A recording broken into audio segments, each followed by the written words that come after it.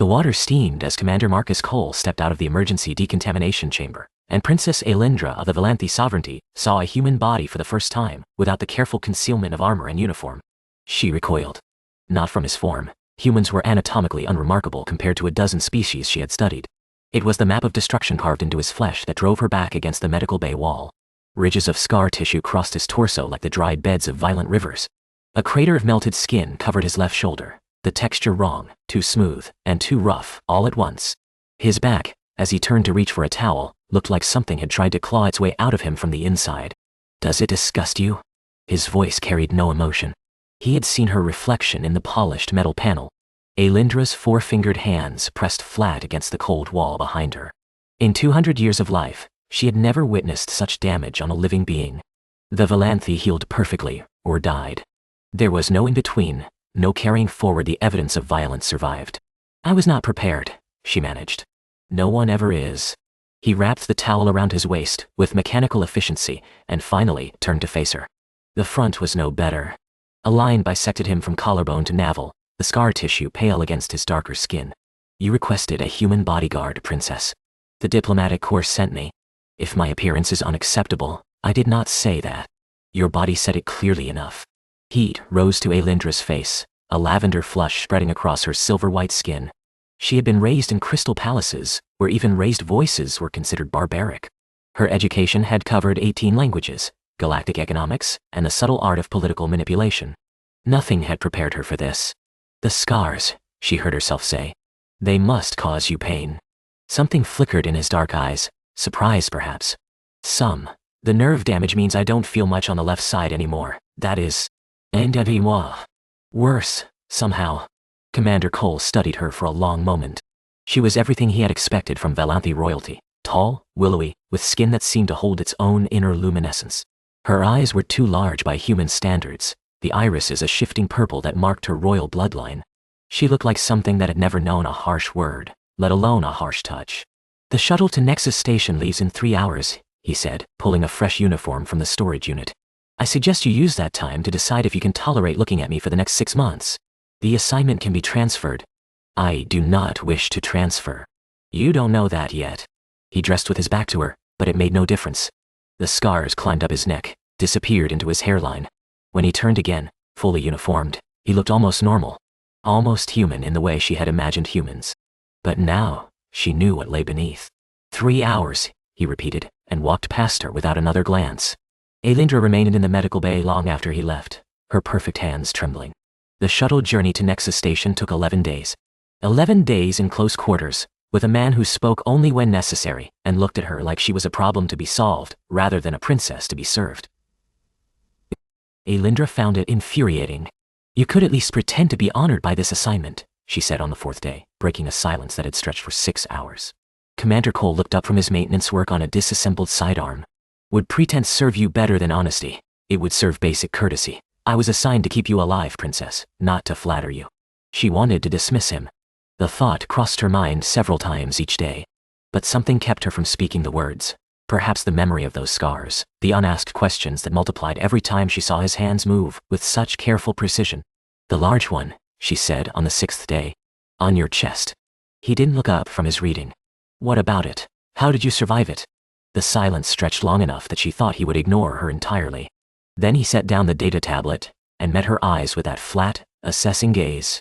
"Vexari blade. Ceremonial weapon. They like to make it slow. I was 23, part of a first contact team. They didn't want contact." He touched his chest absently, fingers tracing the line through his uniform. 17 hours of surgery. 3 months of recovery. I was back in the field in 4.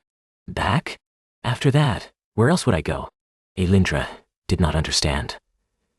Could not understand. Among my people, such an injury would be...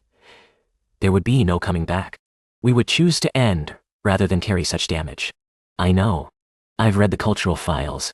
And you think us weak for it. I think you have the luxury of that choice. He picked up his tablet again. Humans rarely do. On the 8th day, she woke from a nightmare. Not her own, but his. The thin walls of the shuttle carried sound, and she had heard him cry out, in a language she didn't recognize, words torn from somewhere deeper than sleep. She found him in the small galley, hands wrapped around a cup of cold coffee, staring at nothing. You do not have to tell me, she said. I wasn't going to. She sat across from him anyway. The ship hummed around them, stars streaming past the small porthole in trails of distorted light. My father believes humans are too damaged to be trusted, she said quietly. He thinks your species carries too much violence, too close to the surface. He opposed this alliance. Your father isn't wrong, but he sent me anyway, with you as my protector. She tilted her head, studying him. Why do you think that is? Politics, leverage, the appearance of trust, while maintaining distance. Or perhaps he wanted me to see for myself what humans truly are. Commander Cole finally looked at her.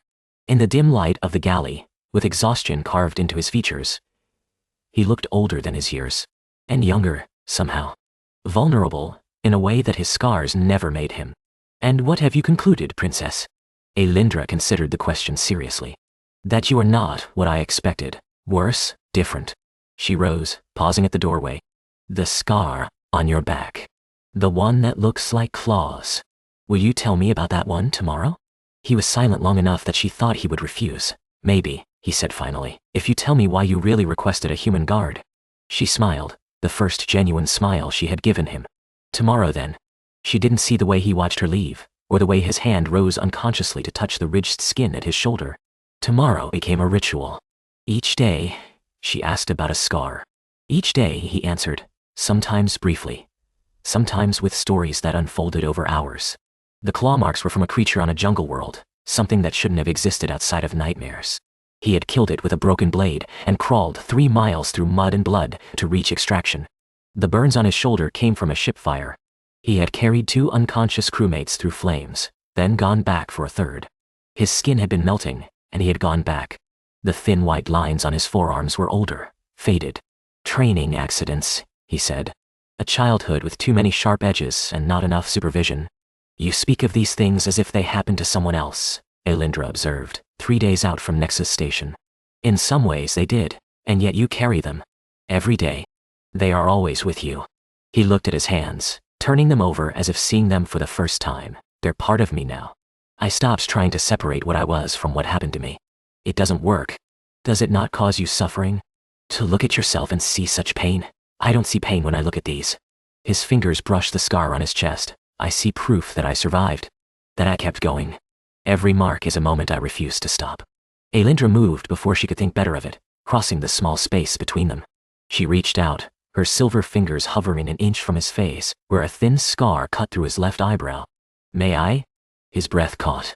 In all the days of their journey, she had never come close enough to touch. He had assumed the distance was intentional, a princess maintaining proper separation from damaged goods. Why? Because I am trying to understand. Her eyes, that shifting purple, held his. My people believe that imperfection should not be witnessed, that damage diminishes, that to carry visible wounds is to burden others with evidence of suffering. Her fingers trembled slightly. I am beginning to think we are wrong. He should have pulled away. Every instinct built over years of maintaining professional distance told him to step back, to remind her of proper protocols, to go ahead. Her fingers made contact. The touch was feather-light, tracing the small scar with a tenderness that made something in his chest tighten painfully. Her skin was cool against his, smooth in a way that human skin never quite achieved. You are so warm, she whispered. I did not expect that. Human standard. No Windody. Her fingers moved down, following the line of his jaw to the edge of his collar. This is not standard. This is you.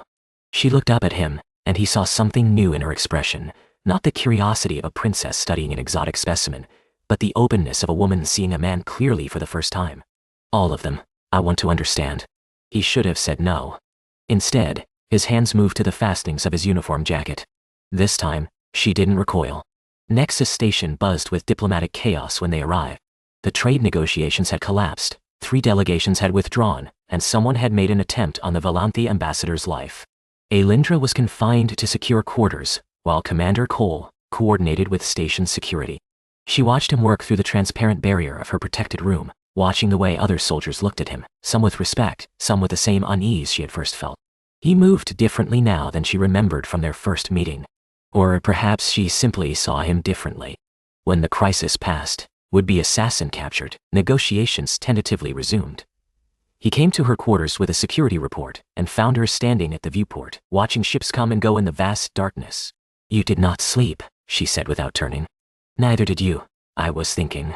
She turned finally, and he saw that something had changed in her face. A firmness that hadn't been there before. My father will recall me after this. He will say the risk is too great, that humans cannot provide adequate protection. He might be right. He is not. She walked toward him with a grace that seemed different now, still elegant, but with purpose beneath it. Steel beneath silk. The assassin was Velanthi, one of our own, corrupted by political rivals, not human violence but our own. We are not so pure as we pretend. No species is, no. She stopped an arm's length away. I will refuse the recall. I will complete this diplomatic mission, all 6 months of it, and I will request that you remain my assigned protector, Princess Aelindra. Her chin lifted. In private, when we are alone, I would like you to call me Aelindra. He studied her, this creature of crystal palaces and perfect skin who had looked at his ruined body and chosen to see something other than damage. Who had touched his scars not with pity, but with something closer to reverence. That's not appropriate. Many things are not appropriate. It does not make them wrong. She reached up, slowly, giving him time to pull away. Her fingers found the scar at his eyebrow again, that first point of contact. You taught me something, Marcus Cole. You taught me that survival has a face, and it is not always beautiful by my people's standards. But it is beautiful. You are beautiful. I'm scarred. Yes. Scarred and warm, and alive. So alive. Her other hand pressed flat against his chest, over the great bisecting line. Through the uniform fabric, he could feel the coolness of her palm. My people fear damage because we do not know how to carry it. We have never had to learn. But humans, you carry it and continue. You break and do not end. You are wounded and still protect. His hand came up to cover hers, holding it against his chest. His heart beat hard against her palm. This isn't what I was assigned to do. No, Dot. You were assigned to protect me. And you have. She stepped closer, close enough that her luminescent skin cast faint light across his features. You have protected me from my own ignorance. My own fear. My people's blindness to what strength truly looks like. Aelindra, Dot. Her name in his voice, rough and low, made her breath catch. Does it disgust you? She asked, echoing his first words to her. What I am? Sheltered and soft and unmarked by the universe? His free hand rose to cup her face, his scarred fingers gentle against her perfect cheek. You're not unmarked anymore, he said. The universe is leaving its prints on you right now. I can see it. You're changing. Is that acceptable to you? He leaned down, his forehead touching hers. In the viewport's reflection, they made a strange picture, silver and scarred, luminous and shadowed. 2 different worlds occupying the same space. You asked me once why I keep going back, he said quietly. Why I return to the field after every injury, every scar. You said there was nowhere else to go. I was wrong. I go back because it's the only way I know to matter. The only way to mean something. His thumb traced her cheekbone. But this, you, looking at me like I'm not broken, this matters too. Maybe more. You are not broken. You are the most complete person I have ever met. Every scar is a chapter of your story, and I want to read them all. When she kissed him, because she did, rising up on her toes to press her cool lips to his warm ones, it felt like 2 languages finally finding a common word. He kissed her back like a man who had forgotten he was allowed to want soft things.